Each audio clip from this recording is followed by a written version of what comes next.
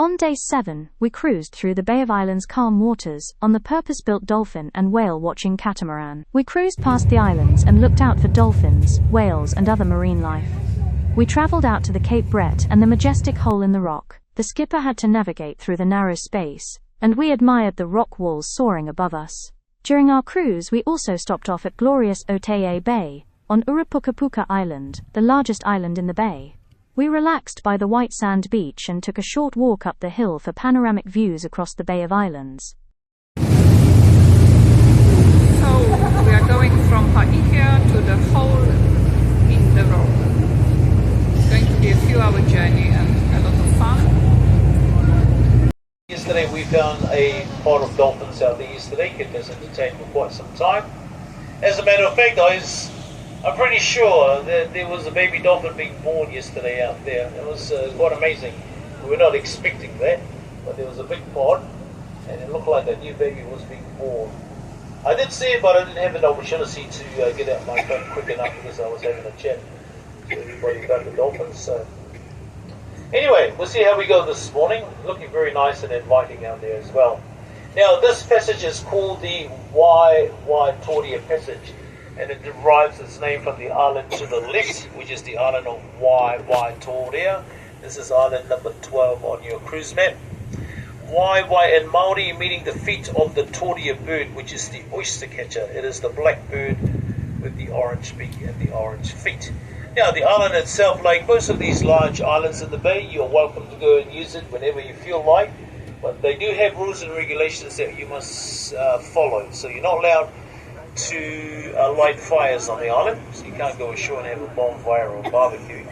You're not allowed to bring your pets and let them go ashore, and you're also not allowed just to sleep anywhere. You've got to either sleep back on your vessel or your boat, but if you would like to sleep on one of these islands out here, the designated island for camping is the one to the right, which is the island of Urupukapuka. We did visit the southern side. So on the southern side there are 3 camping areas designated for this activity. You can't just camp anywhere on Urupukapuka, only the southern side. Okay, so those are the rules for camping, and that's why it's so nice and clean out here. A lot of people always ask me why it's so clean. They do make a lot of effort to try and make sure everybody follows the rules and keep it nice and clean as well. So here we are, the beautiful Bay of Islands for you folks this morning. Now, something exciting out here as well. Just in the last couple of months we had the opportunity of seeing manta rays out here, so you never know, we might see one this morning. If we do, it's always a bonus. We see a whale as a bonus as well. Whales do pass by, but mainly we do our very best to find common dolphins. So if you see dolphins, please do let us know. But always remember, be safe on board. Our journey from here to the hole in the rock is going to take us a duration of roughly around about maybe 25 minutes. We should arrive out there to the hole in the rock. We'll speak about the lighthouse as well. Rako Mangamanga is a place to speak about, which is the Cape Brett Peninsula. So we are on our way to the hole in the rock. I hope you can hear me. It's very noisy as well as the engine. So beautiful here. This peninsula, this one's a bit of a mouthful for you folks on board, but it's on the very top right hand side of your cruise map. The Māori name is Rako Mangamanga. It is a tricky one, isn't it? And Rako Mangamanga refers to a leaning tree with branches on this tree originating all the way back to East Polynesia, which is the homeland of the Māori people. Now the name Cape Brett is by Captain Cook in 1769. He named it after the first Lord of the British Admiralty at the time, Sir Lord Piercy Brett. So that's where Piercy Island is from as well, which is in front of us here to the left hand side. Mutukokako, that's the hole in the rock island. Now that is the Cape Brett lighthouse at the very top. You can see it. It doesn't work anymore. It is basically there for historical purposes, I guess. But that lighthouse was built in Thames in the Coromandel south of Auckland, and it's been in that spot up there, that very spot, its original spot, since 1910. From the years of 1910 to 1978, 3 lighthouse keepers and their families were in charge of looking after the lighthouse. And sadly, in 1978, the lighthouse was made automated. I guess you could say the lighthouse keepers ran out of a job. Now, a light is still required for safe navigation alongside this coastline. So if you look to the left-hand side of the big lighthouse, there is actually a small little white cylinder, and that is where the light is attached these days. It's part of the navigational system for this part of the coastline.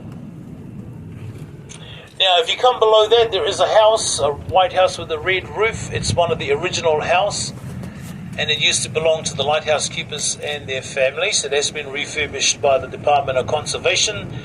These days it'll cost you, I think, $25. Yes, that's the new price, $25 a night. That's quite cheap. Apparently it's one of the cheapest accommodations in the Bay of Islands, but they say the room service out here is very lousy. Now, for you to enjoy this place, you have to sign a contract with your 2 legs, because you have to walk all the way out here, and the walk will take you roughly around about 6 or maybe 8 hours, depending on your level of fitness. The other option is to travel by boat. So the distance out here is about 17.5 kilometers, roughly. It is a long walk, isn't it? Yes. So they are coming out of the front of the boat, from the front of the boat. And we're having an opportunity to see them.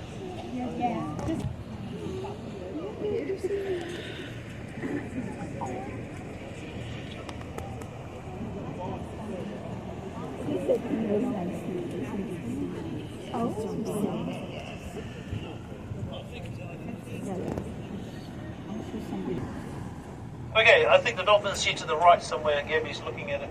Just up on the side there.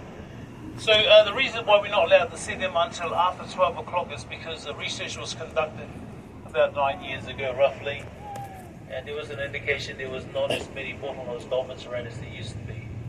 We used to be able to swim with them, but we're not allowed to do so anymore either.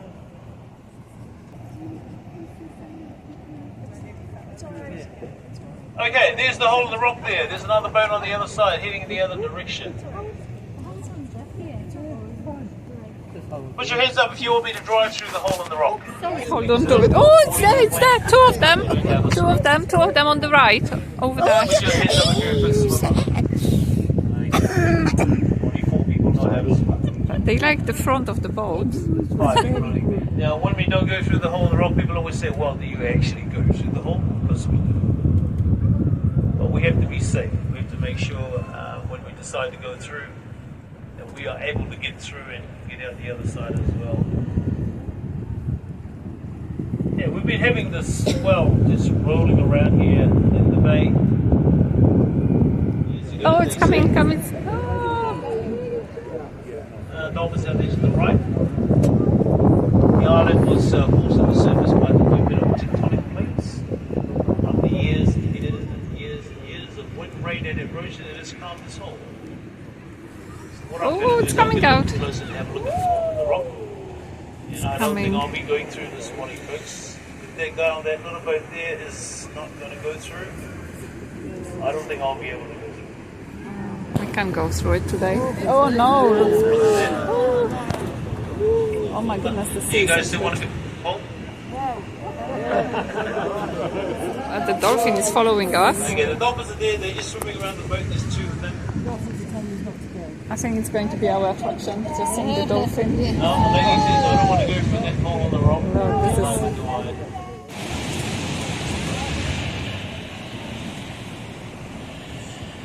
Sorry.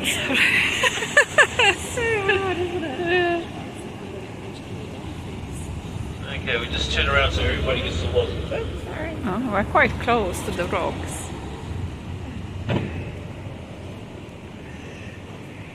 Okay, I'm going to play safe today. I don't want to get in this water either. I don't mind getting in the water, but yesterday we saw 2 great white sharks out here. They're just on the other side of the island. I don't really want to get in the water. Okay, if you're in the back there, I'll turn around for you guys.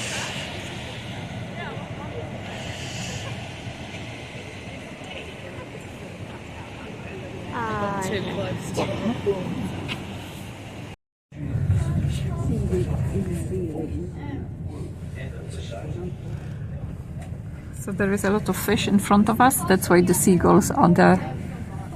It's just lots of fish. You can see them sort of. Yeah, we've got a boat in front of us.